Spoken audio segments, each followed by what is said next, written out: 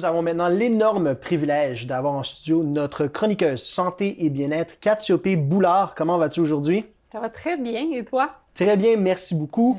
Génial. J'aimerais commencer aujourd'hui en te demandant quelles sont les grandes tendances, les tendances les plus importantes dans le domaine de la santé et du bien-être au Québec et quels sont les enjeux que visent à solutionner ces grandes tendances-là. Tendance est une grande question au niveau Ouais. bien-être.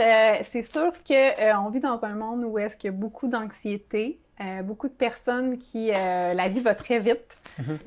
Travail, enfants, tout ça, donc de coopérer avec tous leurs aspects de leur vie. Donc, c'est sûr, au niveau de l'anxiété, il y a beaucoup de gens qui ont des besoins. Donc, tantôt, je vais faire une capsule là, sur respirer, juste apprendre à respirer. Donc, il faut beaucoup revenir aux bases. La gestion des émotions, la communication sont des aspects qui sont vraiment, vraiment importants. Bien, c'est sûr qu'on peut parler de l'exercice physique, d'augmenter au niveau de l'exercice physique, l'alimentation et tout ça. Fait que je te dirais que c'est les plus grands volets. Puis les enjeux, bien, c'est sûr que ça va toujours avec comment intégrer, comment changer nos routines de vie.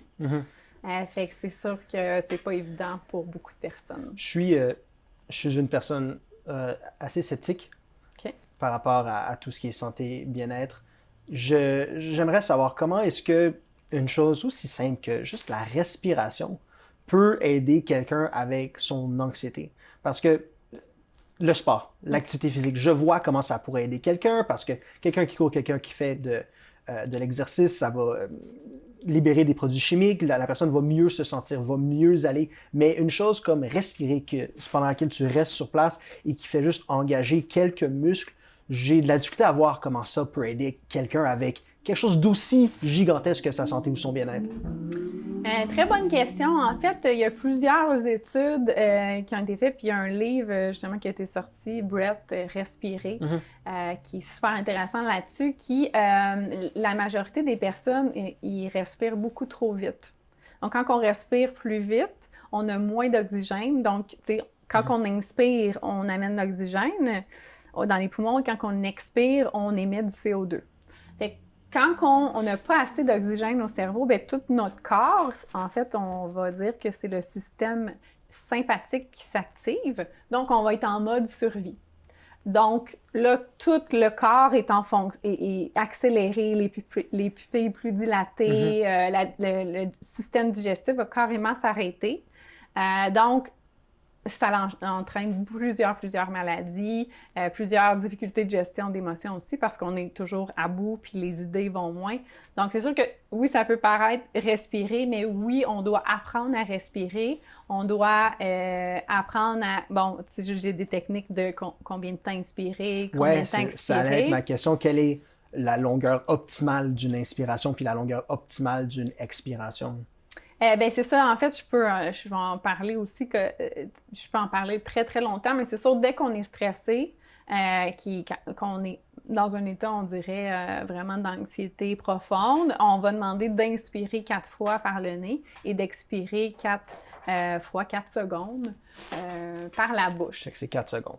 Oui, bien, au début. Puis après ça, il y a différentes techniques en 3 temps, en 4 temps. Donc, qui est de garder la respiration. Après ça, quand on expire aussi, c'est de laisser les poumons vides. Mais c'est vraiment prouvé tout au niveau sportif, au niveau de plus en plus médical. C'est sûr que les médecins ne vont pas dire « Ah, respire de telle façon », mais tout dans le domaine holistique. Puis de plus en plus de coachs pratiques dans tous les domaines de la santé connexes vont intégrer de plus en plus. Je crois que l'important aussi, c'est que lors de ces exercices de respiration, l'essentiel, c'est de tenter le moins possible de penser à autre chose. C'est de penser exclusivement au processus de respiration, ce que je trouve extrêmement difficile et impossible, dans le sens où je suis pas une personne stressée, mais si je m'installe et je tente de me concentrer sur juste ma respiration, ça va me stresser. Parce que je suis pas capable. Je suis incapable. Ma tête va à 1001 endroits différents. C'est pas une question d'anxiété, c'est pas une question de stress, c'est une question d'activité cognitive. Je tente de penser à tout plein de choses en même temps. Donc, m'éloigner de ça, même si c'est pour juste un bref moment, je suis incapable de le faire. Qu'est-ce que serait le truc pour une personne comme moi qui veut tenter cela? Bien, tu sais, je te dirais d'abord que moi, je me disais que je faisais pas d'anxiété puis je vivais pas de stress parce que je voulais, moi, être au-dessus de mes affaires généralement dans ma vie. Puis on associe à être stressé que c'est pas bon, c'est ci, c'est ça. Mais quand j'ai commencé à faire de la méditation, technique de respiration, j'ai vraiment constaté que j'en faisais. OK. Parce que je voyais comment que je respirais pas bien. Puis, ce qui arrive, c'est que plus qu'on respire rapidement, on va respirer de la cage thoracique.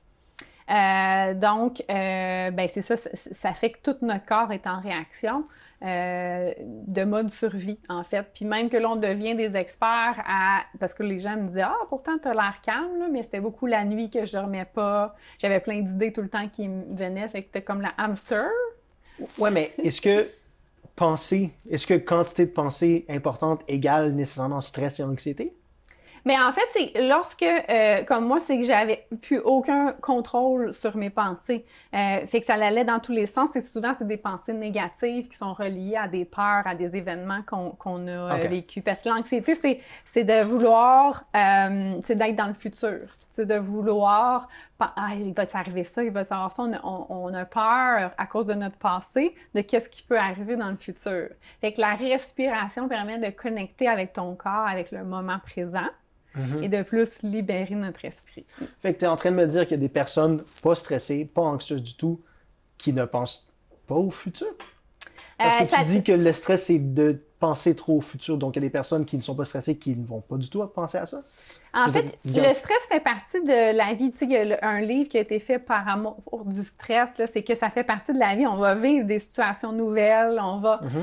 C'est d'avoir, par exemple, la conscience de justement comment qu'on respire, de prévoir certains événements, puis de comprendre aussi, il y a le livre « Le pouvoir du moment présent » qui, dans le fond, le seul moment qui existe, c'est le moment présent.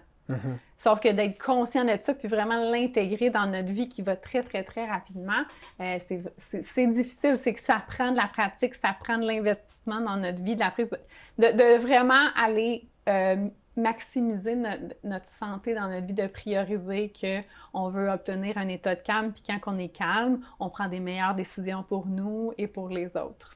OK. Si je te dis que j'ai essayé respiration, me concentrer là-dessus, je ne serai jamais capable de faire ça. Prenons cela pour acquis. Ouais. Quels seraient, pour une personne comme moi alors, d'autres trucs et astuces qu'on pourrait utiliser pour diminuer le stress? Est-ce que c'est de l'encens? Est-ce que c'est du sauge? Est-ce que c'est une chandelle odorante à la lavande tous les soirs? Quels sont donc les trucs et astuces pour des gens comme moi, assumant qu'une personne comme moi ne sera jamais capable de se concentrer sur la respiration? Bien, c'est sûr que je veux dire que dès qu'on se dit qu'on n'est pas capable de faire quelque chose, on ne sera pas capable. Fait que c'est sûr que ça peut partir, tout part de l'intention, du pouvoir de l'intention et d'y croire qu'on est capable. T'sais, fait que ça, c'est très puissant.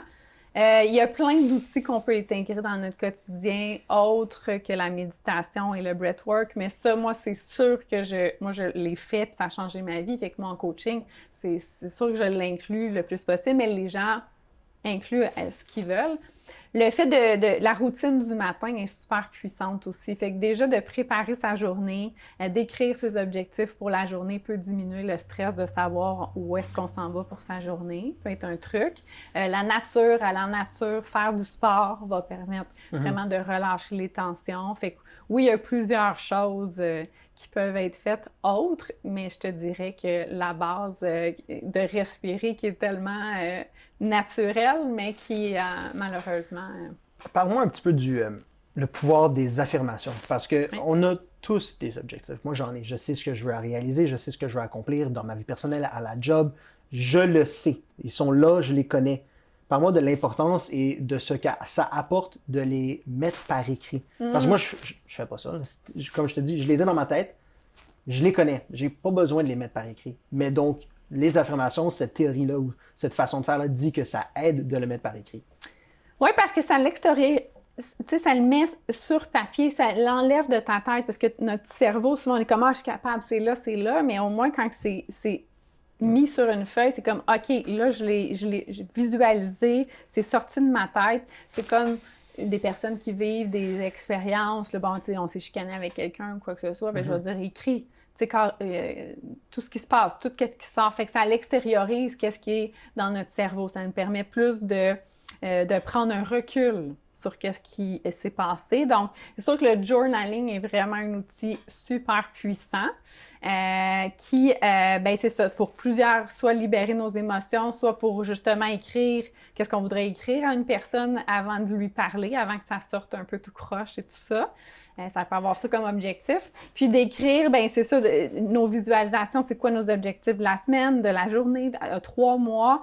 Ça permet aussi de pouvoir y revenir, puis que c'est établi de façon écrite, c'est plus puissant. C'est vraiment déterminé. Donc l'important, puis l'objectif de ça, c'est d'extérioriser les éléments fâchants ou les éléments émotionnels qui sont dans son cerveau. Ouais. Donc, est-ce que ce serait tout aussi efficace d'aller se promener dans une forêt et de juste crier?